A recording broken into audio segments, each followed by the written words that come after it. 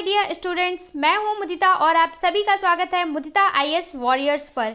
Class 10th की worksheet number 24 करने वाले हैं आज हम, और ये है 29 अगस्त 2020 की वर्कशीट, यानी कि 29 अगस्त की वर्कशीट है। हिंदी मीडियम में इसे सॉल्व करेंगे। सारे क्वेश्चन का सॉल्यूशन आपको मिल जाएगा वीडियो के एंड में, ठीक है। और सारे क्वेश्चन का सॉल्यूशन मैं आपको समझा भी दूंगी, तो आपको कोई भी टेंशन लेने की ज़रूरत नहीं है। उससे पहले हम देख लेते हैं कि आज हमें पढ़ना क्या है। तो ये ज्योग्राफी का पार्ट है, ठीक है। कृषि वाला जो चैप्टर है उसी का पार्ट है। थोड़ा सा इसको देख लेते हैं, उसके बाद फिर हम क्वेश्चंस डिस्कस करेंगे। तो देखिए, सबसे पहले इसमें दिया हुआ है भारत की आखाद्य फसलें। जो लास्ट वर्कशीट थी 23, उसमें क्या देखा था आपने? भारत की खाद्यान्न फसलें, ठीक है, चावल, गेहूं। तो यहाँ पे हम क्या देखने वाले हैं? भारत की आखाद्य फसलें, जिन्हें हम उगाते हैं, पर किस लिए? व्यापार के लिए उगाते हैं, लेकिन हम उसे खाते नहीं है, वो खाने की नहीं होती हैं। तो उसमें जो मुख्य फसलें हैं वो देख लेते हैं। तो जो ये टेबल बनाई गई है, इसमें वो फसलों के नाम है, उपयुक्त अनुकूल परिस्थितियां हैं, मतलब उसके लिए क्या जलवायु चाहिए, क्या तापमान चाहिए, ये उसके राज्य हैं। और इस कॉलम में आपको दिया है कि भारत विश्व में इस फसल को उगाने के लिए किस स्थान में आता है, जैसे पिछले में था। तो सबसे पहले बात करते हैं आखाद्य फसल में। तो सबसे कौन सी है?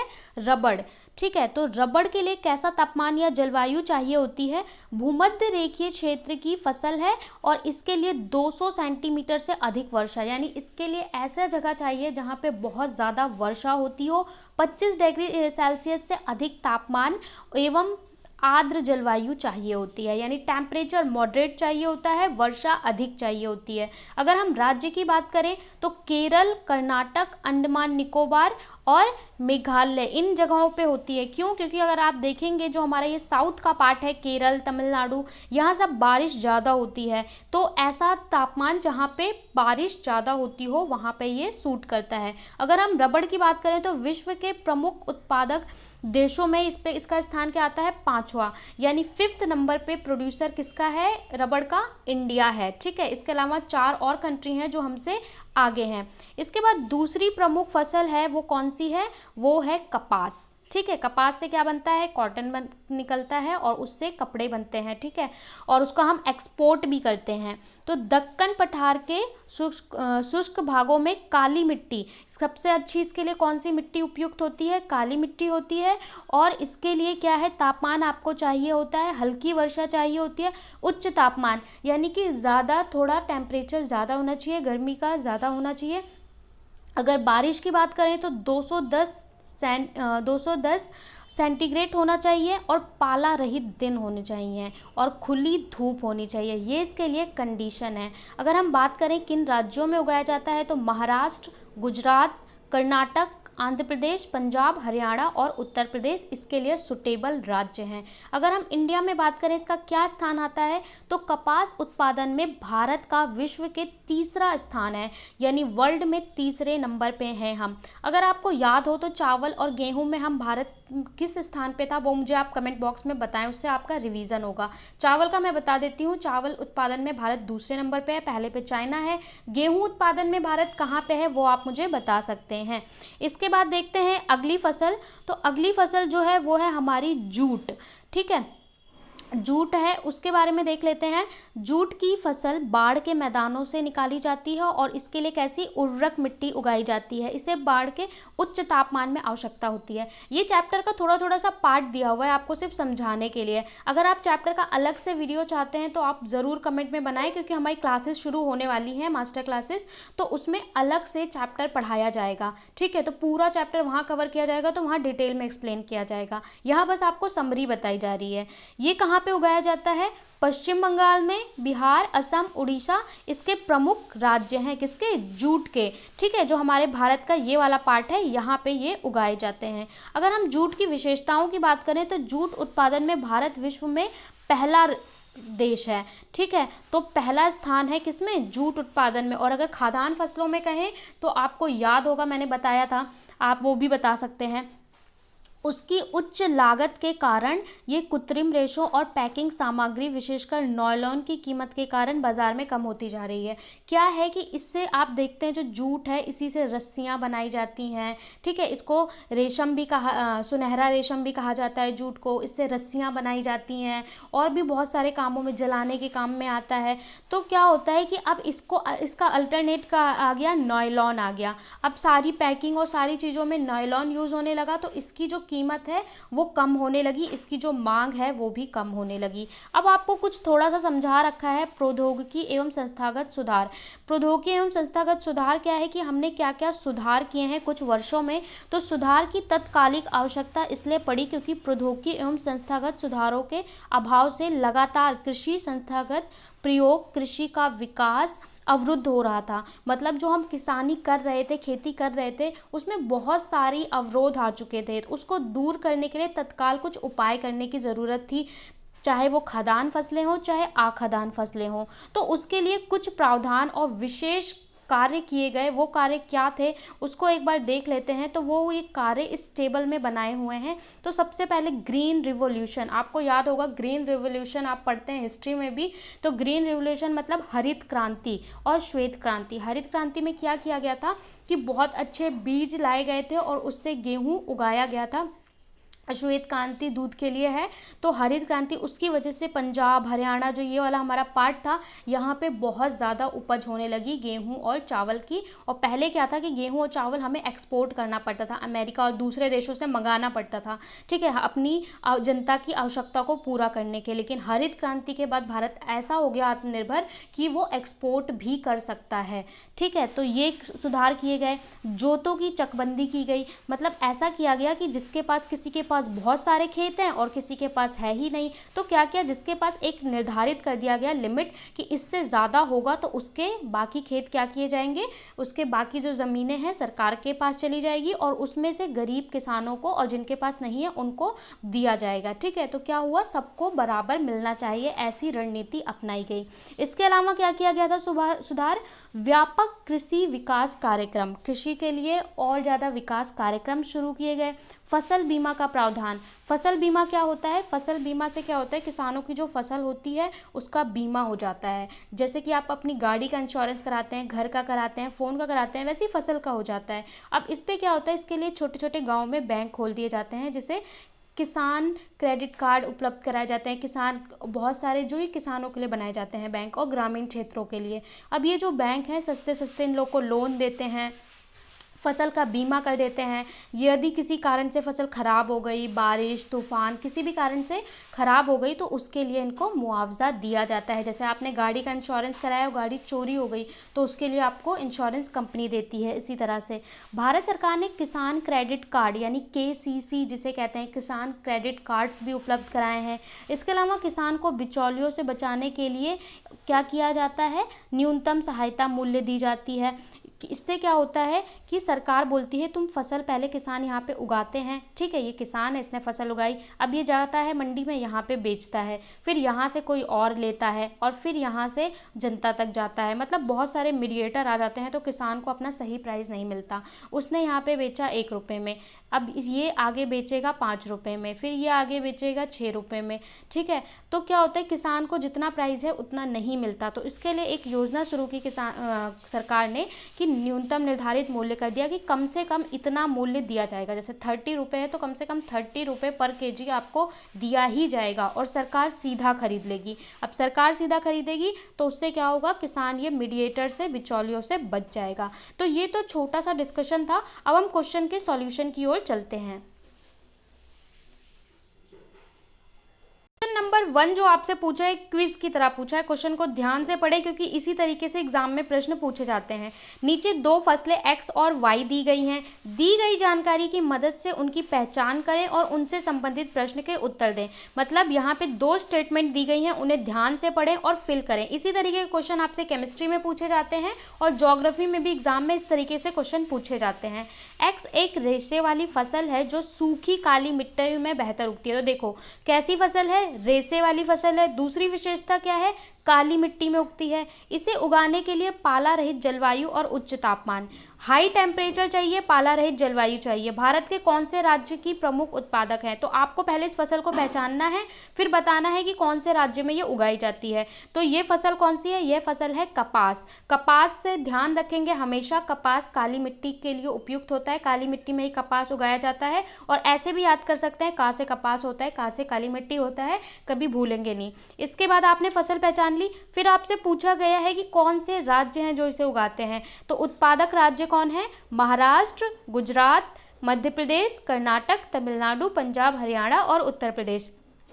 सारे राज्य आपको लिखने की ज़रूरत नहीं है, लेकिन मिनिमम आपको 4 याद होने चाहिए कि 4 में से आप 3 तो लिख के आएंगे। तो आप इस आंसर का स्क्रीनशॉट ले सकते हैं। बाकी सारे आंसर का सॉल्यूशन मैं टेलीग्राम पे भी डाल देती हूँ, तो वहाँ से भी आप कर सकते हैं, मुदिता IAS वॉरियर टेलीग्राम पे ज्वाइन करके। अब चलते हैं नेक्स्ट क्वेश्चन। फर्स्ट का ही सेकेंड पार्ट है। वाई एक रेशेदार फसल है, ठीक है, रेशेदार फसल है। ये जमीन में नहीं उगती बल्कि कीड़े के कोकून से प्राप्त होती है। एक कीड़े से प्राप्त होती है, पेड़ पे उगती है, और कोकून से प्राप्त होती है, जो मालबरी के पेड़ में हरी पत्तियों पर पलता है, और औरतें इससे बनी साड़ियाँ पहनती हैं। तो इसका उदाहरण क्या, इसका आंसर क्या होगा? तो जो वाई फसल है वो क्या है? रेशम है, क्योंकि जो रेशम है वो 2 तरीके से बनाए जाते हैं। एक तो होता है सहतूत का पेड़, ठीक है, उस पर कीड़े होते हैं, उनको पाला जाता है, और उसके बाद उनसे उनका स्टेज होता है, पहले लार्वा फिर कोकून। तो जो स्टेज पे होते हैं सेकंड, यहीं पे उनको रोक लिया जाता है और यहीं से उससे रेशम निकाला जाता है। और दूसरा होता है जो सिंथेटिक भी बनाया जाता है। तो इसमें क्या आपका, इसमें से आपको पहचानना है, तो इसका आंसर क्या हो गया? रेशम। चलते हैं नेक्स्ट क्वेश्चन की ओर। दूसरा क्वेश्चन आपसे पूछा है, आपको क्या लगता है जूट को सुनहरा रेशम क्यों कहा जाता है? यहाँ पे जूट लिख दिया है, तो इसको जूट कर लेना। जूट को सुनहरा रेशम क्यों कहा जाता है? इसके 2 उपयोग बताइए, इसके क्या उपयोग हैं, और बाजार में इसकी मांग क्यों कम होती जा रही है? एक क्वेश्चन में 3 क्वेश्चन पूछे हैं, ठीक है, एक क्वेश्चन में 3 क्वेश्चन पूछे हैं। तो सबसे पहले आप जूट को रेशम क्यों कहा जाता है सुनहरा, ये बताइए। तो जूट पटसन के रेशे को सुनहरा रेशा बोला जाता है। कई बार आपसे बोलेंगे सुनहरा रेशा किसे कहा जाता है, तो पटसन या जूट ये सेम ही है, ठीक है, सिनोनिम की तरह यूज़ किए जाते हैं। तो पटसन या जूट को ही सुनहरा रेशा कहा जाता है। क्यों कहा जाता है? क्योंकि ये निकालने के तुरंत बाद कैसा होता है? अधिक मजबूत, चमकदार और अधिक कोमल और सफ़ेद रंग का होता है, ठीक है, जैसे रेशम होता है उसी तरीके से होता है, इसलिए इसे सुनहरा रेशा कहा जाता है। सुनहरा क्यों? क्योंकि इसका रंग कैसा होता है? ब्राउन सा रंग होता है, भूरा भूरा सा, वो रस्सी की बनी हुई खाट देखी है आपने, वो होता है, ठीक है, तो सुनहरा सा होता है, इसलिए इसे सुनहरा रेशा कहा जाता है। और जब हम खुले में रखते हैं तो इसके गुणों का हाश होता है, इसलिए ज़्यादा टाइम तक इसे खुले में नहीं रखना चाहिए। इसके बाद पूछा है कि इसके उपयोग क्या हैं। तो पहले तो आपने बता दिया क्यों कहा जाता है। अब उपयोग, नंबर 1, जूट के रेशे से बोरे, हशियन तथा पैकिंग के कपड़े बनाए जाते हैं, ठीक है, बड़े बड़े बोरे जिसमें सामग्री पैक की जाती है, हशियन, और पैकिंग के कपड़े बनाए जाते हैं। इसके अलावा डिज़ाइनर बैग वगैरह भी बनाए जाते हैं, वैसे आजकल तो यूज़ नहीं होते, पर पहले इसके डिज़ाइनर बैग्स भी बनते थे। कालीन, दरियाँ, पर्दे, घरों की सजावट के सामान, अस्तर और रस्सियाँ बनती हैं। यानी कालीन जो आप डोरमेट बिछाते हैं, दरियाँ बनाई जाती हैं, पर्दे बनाए जाते हैं, सजावट के सामान बनाए जाते हैं। इसके अलावा थर्ड क्या है? डंठल जलाने के काम आता है, यानी लकड़ियाँ जो टूटी हुई होती हैं उन्हें जलाने के काम आता है, उससे बारूद के कोयले भी बनाए जाते हैं। मतलब लकड़ियों को जलाकर और उसको जलाने में ये मदद करता है, उससे कोयले बनाए जाते हैं। तो ये 3 उपयोग हैं, इसमें से आप 2 कोई से भी याद करके लिख सकते हैं, मैंने एक एक्स्ट्रा ही बता दिया। अब चलते हैं नेक्स्ट। उसके बाद इसकी लागत क्यों कम हो रही है वो आपको बताना था। तो इसकी उच्च लागत के कारण कृत्रिम रेशों और पैकिंग सामग्री विशेषकर नायलॉन की कम कीमत होने के कारण इसकी कीमत कम हो रही है या इसकी मांग कम हो रही है। मतलब इसके अल्टरनेट में कौन आ गया? इसका दुश्मन नायलॉन आ गया। नायलॉन की कीमत कम होती है और उसकी पैकेजिंग ज़्यादा अच्छी होती है, तो नायलॉन का लोग ज़्यादा यूज़ करते हैं और जूट का कम इस्तेमाल करते हैं। इसलिए जूट की जो कीमत है और जो मांग है, डिमांड है, जो पहले हुआ करती थी वो अब नहीं होती है। इसके बाद थर्ड क्वेश्चन में आपसे पूछा है, इसको भी एक स्टेटमेंट की तरह समझाया गया है कि किशोरा एक व्यक्ति का नाम है। 1 एकड़ की ज़मीन पर खेती करने वाला सुल्तानपुर गांव का छोटा किसान है। एक व्यक्ति है जिसका नाम क्या है? किशोरा है। ये कहाँ रहता है? सुल्तानपुर गांव में रहता है। अब इसके लिए आपसे पूछा है कि आपको क्या लगता है निम्नलिखित संस्थागत सुधारों से इसकी दशा किस प्रकार सुधरेगी या सुधरी होगी। तो ये बोला है कि आपको क्या लगता है ये 3 संस्था दिए हैं, इन संस्थाओं से इसकी सुधार में, इसकी जो स्थिति है उसमें किस प्रकार सुधार आ सकता है या किस प्रकार उसकी दशा सुधरी होगी। तो एक एक करके आपको तीनों का एक्सप्लेनेशन देना है। तो सबसे पहले हम देखते हैं ग्रामीण बैंक। ग्रामीण बैंक से किशोरा या किसी भी और किसान की मदद किस प्रकार से होती है। तो किसानों को सस्ते ऋण प्रदान करने के उद्देश्य से ग्रामीण बैंकों तथा सहकारी ऋण समितियों की स्थापना विभिन्न गांवों में की गई थी।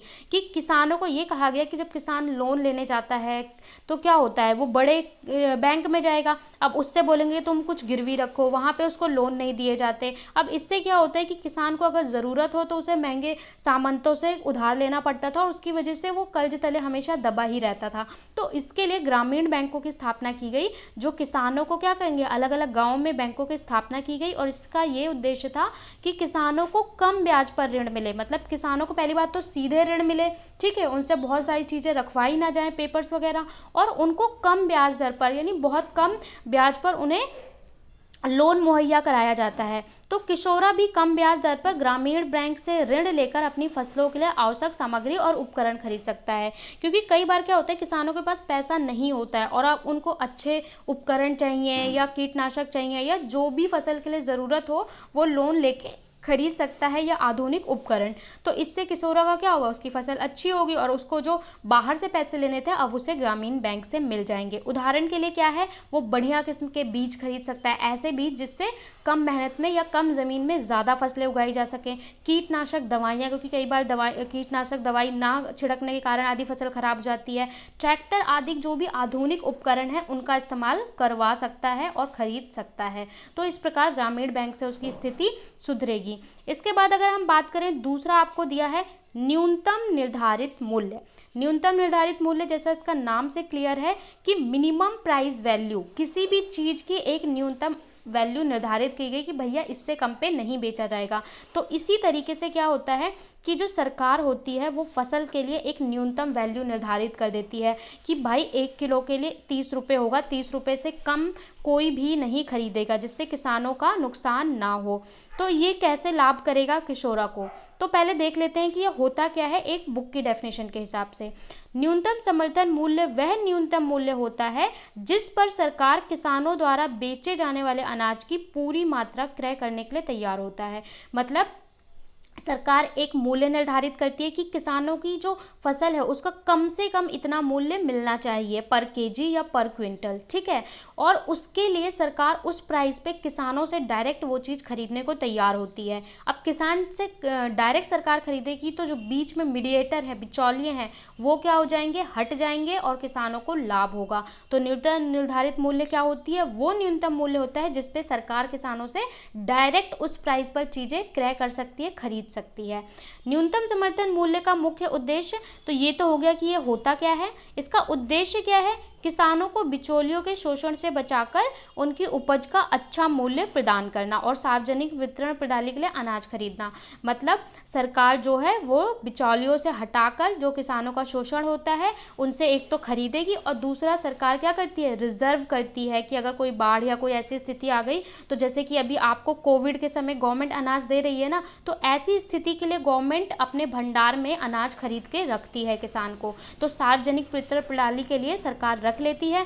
और किसान को कैसे फायदा होगा, किशोरा को न्यूनतम निर्धारित मूल्य के माध्यम से किशोरा अपनी फसल को सीधे सरकार को अच्छे मूल्य पर बेच सकेगा। अब किशोरा क्या है, वो बिचौलियों के बीच में नहीं पड़ेगा, वो सीधे सरकार को अपनी फसल बेच पाएगा और सही मूल्य प्राप्त कर पाएगा। तो इस आंसर का भी आप स्क्रीनशॉट ले सकते हैं। नेक्स्ट पे चलते हैं, फसल बीमा का प्रावधान। जो फसल बीमा होती है, मैंने अभी आपको थोड़ी देर पहले बताया था कि फसलों का भी बीमा कराया जाता है, तो उससे किशोरा को क्या फ़ायदा होगा। फसल बीमा एक व्यापक उपज आधारित योजना है जो उत्पादन समस्याओं के कारण किसानों के नुकसान की भरपाई करता है। यानी उत्पादन करने में, यानी उगाने में किसी भी स्थिति में क्या होता है, फसल का कई बार नुकसान, कई बार क्या हुआ, फसल उगाने के बाद ही उसमें कीट लग गए या फिर कोई कीटों का अटैक हो गया, जैसे आपने देखा टिड्डियों का अटैक हो जाता है, या फिर क्या हुआ, बहुत ज़्यादा बारिश हो गई उसकी वजह से फसल खराब हो गई, बाढ़ की समस्या, या फिर बारिश ही नहीं हुई और सूखा की समस्या। तो किसी भी स्थिति स्थिति में फसल बीमा कराने से क्या होता है कि जो बीमा के अंतर्गत कुछ टर्म्स होती हैं उसमें उसको न्यूनतम मूल्य किसान को मिल जाता है जितना उसका नुकसान हुआ है। तो एक तरह तो उसको पूरा कुछ भी नहीं मिलता, उसका सारा लॉस हो जाता। और फसल बीमा करवाने से अब क्या है, कम से कम उसने जितना लगाया था उतना पे तो उसको मिल ही जाएगा। फसल बीमा के अंतर्गत किसी प्राकृतिक आपदा के कारण फसलों को हुए नुकसान की भरपाई बैंकों द्वारा की जाती है जिसने उसका बीमा किया होगा। तो फसल बीमा करवा के किशोरा भी चिंता मुक्त हो जाएगा, उसको ये टेंशन नहीं रहेगी कहीं बारिश ज़्यादा हो गई, कम हो गई, तो वो बाकी कामों पर और अपना मानसिक रूप से स्वस्थ रहेगा, सुखी रहेगा। यदि अधिक वर्षा या सूखा या किसी प्राकृतिक आपदा से फसल खराब हो गई तो उसे कर्ज नहीं लेना पड़ेगा। और दूसरा क्या है, फसल का कुछ मूल्य उसे प्राप्त हो जाएगा। अगर कोई स्थिति में फसल खराब भी होती है तो उसको उसका मूल्य प्राप्त हो जाएगा, तो इससे वो खुश रहेगा और ज़्यादा अच्छे से काम कर पाएगा। तो इसका भी स्क्रीनशॉट आप आंसर को ले सकते हैं। टेलीग्राम में अभी तक आपने नहीं ज्वाइन किया है तो मुदिता IAS वॉरियर ज्वाइन कर ले और वहाँ पे सारे आंसर अपलोड कर दिए जाते हैं। तो यहाँ पे हमने वर्कशीट नंबर 24 सोशल स्टडी की सॉल्व कर ली। इसके अलावा इम्पॉर्टेंट इन्फॉर्मेशन ये है कि आपसे कल या परसों टाइम टेबल शेयर किया जाएगा एक वीडियो बनाकर, जिसमें 9th और 10th की स्पेशल क्लासेस का टाइम टेबल और शेड्यूल बताया जाएगा। तो उसको ज़रूर देखें और मंडे से आपकी क्लासेस शुरू हो जाएंगी। कब कौन सी क्लास होगी वो सारा शेड्यूल में बताया जाएगा चैप्टर वाइज पूरा, तो उसको ज़रूर ज्वाइन करें। और कोई भी डाउट हो तो उसे कमेंट में पूछ सकते हैं और किसी भी आंसर में कोई प्रॉब्लम हो तो भी वो पूछ सकते हैं। Thank you so much, bye bye.